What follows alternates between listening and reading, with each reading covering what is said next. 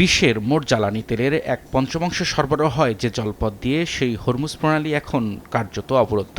এক মাস আগে ইরান যুক্তরাষ্ট্র ইসরায়েলের যুদ্ধ শুরুর পর থেকেই থমকে আছে তেলের ট্যাঙ্কার। নৌ পরিবহন বিশেষজ্ঞরা বলছেন, এই অচলাবস্থা 1970-এর দশকের বিশ্বমন্দার চেয়েও ভয়াবহ পরিস্থিতির ইঙ্গিত দিচ্ছে। আন্তর্জাতিক জ্বালানি সংস্থা IAEA এর মতে এটি এখন ইতিহাসের সবচেয়ে জ্বালানি নিরাপত্তা হুমকি। 1973 সালের ইয়ম কিপুর যুদ্ধের জেরে আরব দেশগুলো তেল উৎপাদন কমিয়ে দিলে বিশ্বজুড়ে বিশৃঙ্খলা দেখা দেয়। আকাশচুম্বী দাম আর জ্বালানি রেশনিংয়ে অনেক দেশের সরকার পতন পর্যন্ত ঘটেছিল। তবে বর্তমান পরিস্থিতি আরও জটিল। বিশ্লেষকদের মতে সে সময়কার সংকট ছিল সুপরিকল্পিত নীতিগত সিদ্ধান্ত, আর বর্তমান সংকট সরাসরি যুদ্ধের ফলাফল। যুদ্ধ বন্ধ না হওয়া পর্যন্ত এই অনিশ্চয়তা কাটছে না। মার্কিন প্রেসিডেন্ট ডোনাল্ড ট্রাম্প মিত্রদেশগুলোর জাহাজ পাঠিয়ে সরবরাহ সচল করার চেষ্টা করলেও ঝুঁকি কমেনি।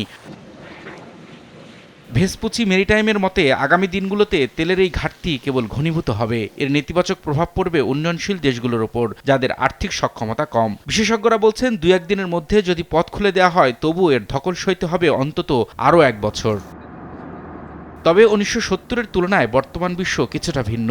এখন অনেক দেশের কাছে পর্যাপ্ত তেলের রিজার্ভ আছে এবং বিশ্ব এখন তেলের উপর আগের চেয়ে কম নির্ভরশীল। যদিও দাম চড়া, তবুও বাজারে বহুমুখিতা সংকট মোকাবেলায় সাহস যোগাচ্ছে। তবে যুদ্ধের তীব্রতা না কমলে কেবল বাফার স্টক দিয়ে এই দীর্ঘমেয়াদী ধাক্কা সামাল দেওয়া সম্ভব হবে না বলেই মনে করছেন অর্থনীতিবিদরা। রবিউল ইসলাম আওলাদ, সময় সংবাদ।